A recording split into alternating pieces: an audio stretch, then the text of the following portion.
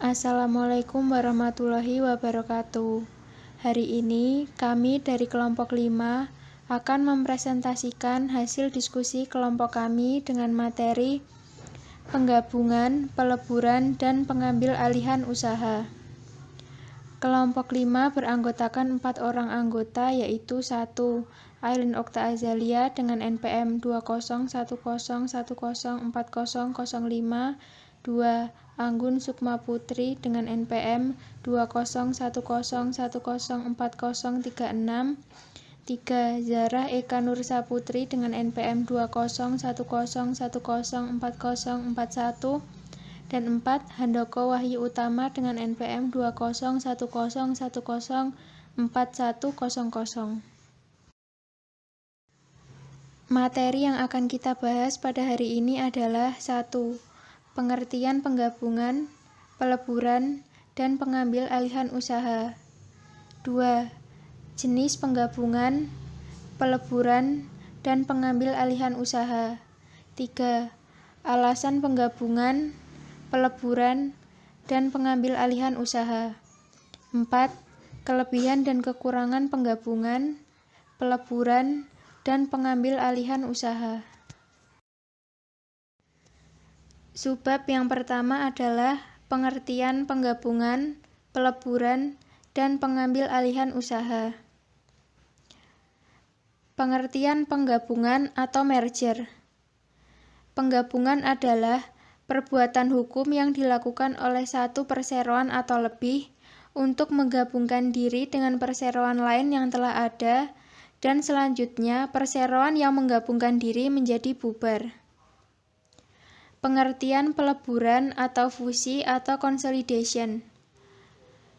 Peleburan adalah perbuatan hukum yang dilakukan oleh dua perseroan atau lebih untuk meleburkan diri dengan cara membentuk satu perseroan baru, dan masing-masing perseroan yang meleburkan diri menjadi bubar. Pengertian pengambil alihan atau akuisisi. Pengambil alihan adalah perbuatan hukum yang dilakukan oleh badan hukum atau orang perseorangan untuk mengambil alih baik seluruh ataupun sebagian besar saham perseroan yang dapat mengakibatkan beralihnya pengendalian terhadap perseroan tersebut. Selanjutnya, jenis penggabungan, peleburan, dan pengambil alihan usaha.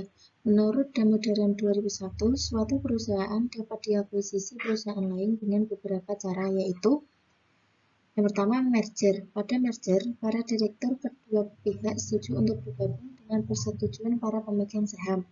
Pada umumnya, penggabungan ini disetujui oleh paling sedikit 50% shareholder dari target firm dan bidding firm.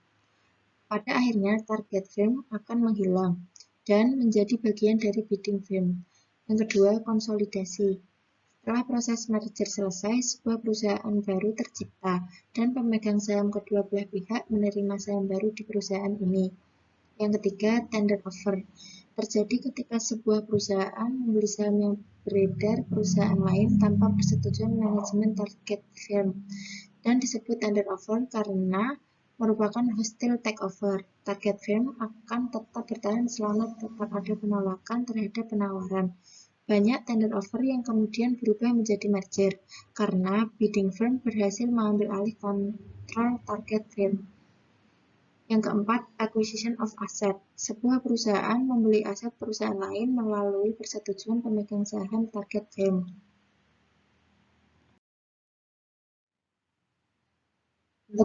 Selanjutnya, menurut Ross, Westerveld, dan Jeff 2002 ada 3 cara melakukan akuisisi, yaitu yang pertama, merger atau konsolidasi. Merger adalah bergabungnya perusahaan dengan perusahaan lain. Bidding firm akan tetap berdiri dengan identitas dan namanya, dan memperoleh semua aset dan kewajiban milik target firm. Setelah merger, target firm berhenti untuk menjadi bagian dari bidding firm. Konsolidasi sama dengan merger, kecuali terbentuknya perusahaan baru. Kedua perusahaan sama-sama menghilangkan keberadaan perusahaan secara hukum dan menjadi bagian dari perusahaan baru itu, dan antara perusahaan yang dimerger atau yang memerger tidak dibedakan. Yang kedua, acquisition of stock. Akuisisi dapat juga dilakukan dengan cara membeli voting stock perusahaan, dapat dengan cara membeli secara tunai, saham, atau surat berharga lain. Acquisition of stock dapat dilakukan dengan mengajukan penawaran dari suatu perusahaan terhadap perusahaan lain. Dan pada beberapa kasus, penawaran diberikan langsung kepada pemilik perusahaan yang menjual. Hal ini dapat disesuaikan dengan melakukan tender offer. Tender offer adalah penawaran kepada publik untuk membeli saham target firm, diajukan dari sebuah perusahaan langsung kepada pemilik perusahaan lain. Yang ketiga, acquisition of asset. Perusahaan dapat mengakuisisi perusahaan lain dengan membeli semua asetnya. Pada jenis ini dibutuhkan suara pemegang saham target firm sehingga tidak terdapat halangan dari pemegang saham minoritas, seperti yang terdapat pada acquisition of stock. Berdasarkan jenis perusahaan yang bergabung, merger atau akuisisi dapat dibedakan menjadi 4, yaitu 1. Horizontal merger, terjadi ketika 2 atau lebih perusahaan yang bergerak di bidang industri yang sama bergabung. Yang kedua, vertical merger, terjadi ketika suatu perusahaan mengakuisisi perusahaan supplier atau customer-nya. Yang ketiga, congeneric merger, terjadi ketika perusahaan dalam industri yang sama, tetapi tidak dalam garis bisnis yang sama dengan supplier atau customer-nya. Keuntungannya adalah perusahaan dapat menggunakan penjualan dan distribusi yang sama. Intinya, seperti sudah mempunyai orang dalam.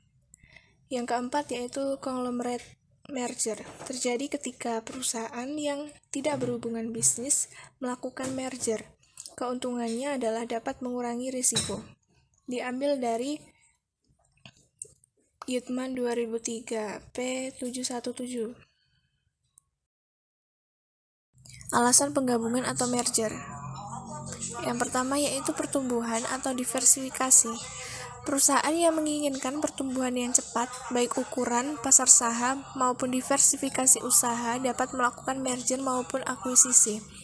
Perusahaan tidak memiliki risiko adanya produk baru.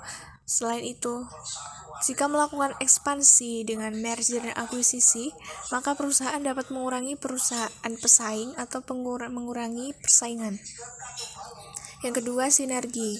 Sinergi dapat tercapai ketika merger menghasilkan tingkat skala ekonomi. Tingkat skala ekonomi terjadi karena perpaduan biaya overhead meningkatkan pendapatan yang lebih besar daripada jumlah pendapatan perusahaan ketika tidak merger atau penggabungan. Sinergi tampak jelas ketika perusahaan yang melakukan merger berada dalam bisnis yang sama karena fungsi dan tenaga kerja yang berlebihan dapat dihilangkan. Yang ketiga, meningkatkan dana. Banyak perusahaan tidak dapat memperoleh dana untuk melakukan ekspansi internal, tetapi dapat memperoleh dana untuk melakukan ekspansi eksternal. Perusahaan tersebut menggabungkan diri dengan perusahaan yang memiliki likuiditas tinggi sehingga menyebabkan peningkatan daya pinjam perusahaan dan penurunan kewajiban keuangan. Hal ini memungkinkan meningkatnya dana dengan biaya rendah.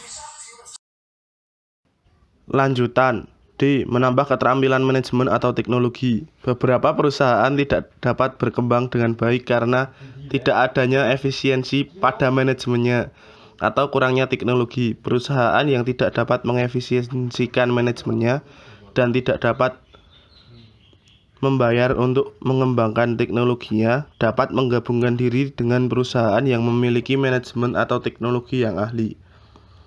E. Pertimbangan pajak.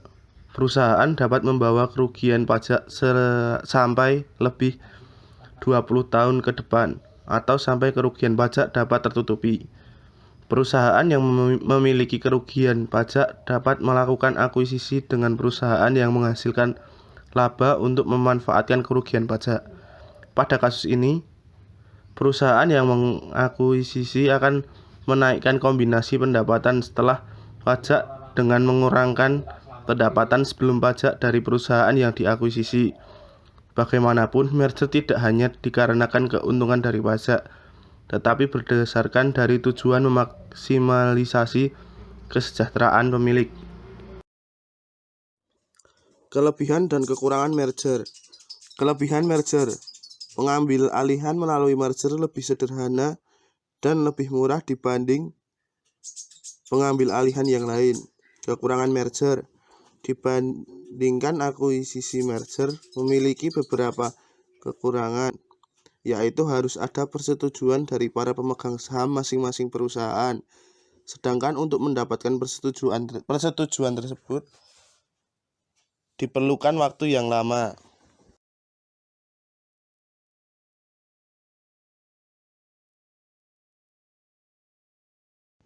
Selanjutnya, kelebihan dan kekurangan consolidation atau peleburan. Kelebihan konsolidasi adalah A.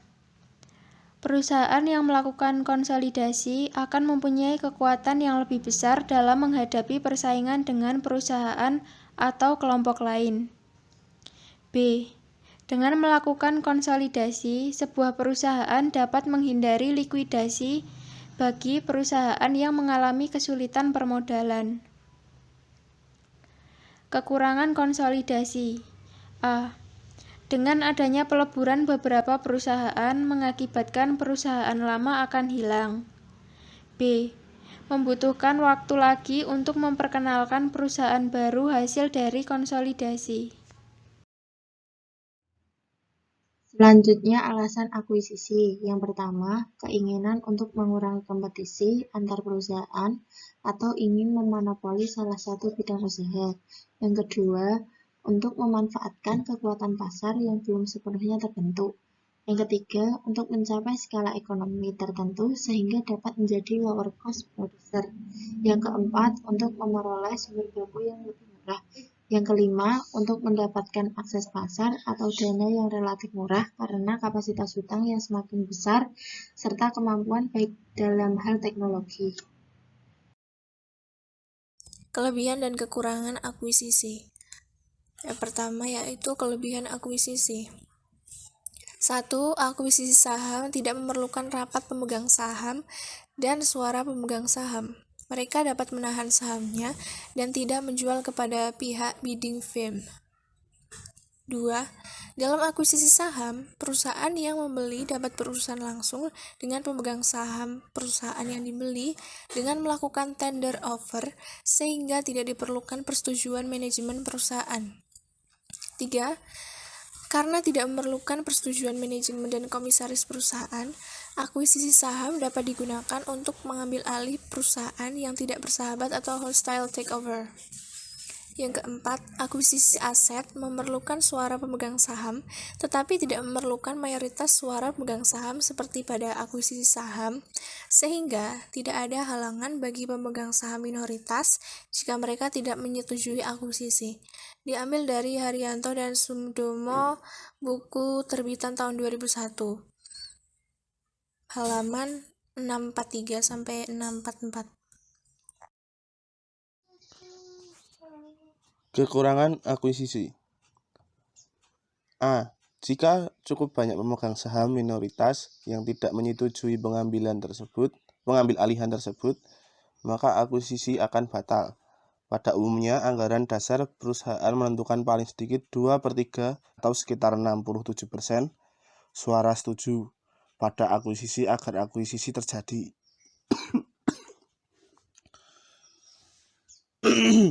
B. Apabila perusahaan mengambil alih seluruh saham yang dibeli, maka terjadi merger.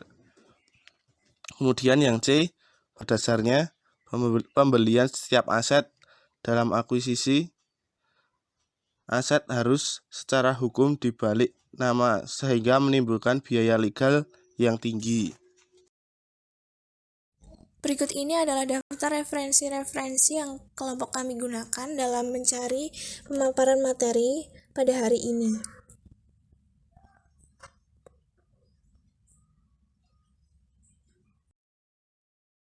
Terima kasih kepada teman-teman yang telah menyaksikan video dari kelompok kami atau pemaparan materi dari kelompok kami. Apabila ada kesalahan kata atau informasi, boleh disampaikan kepada kami. Terima kasih.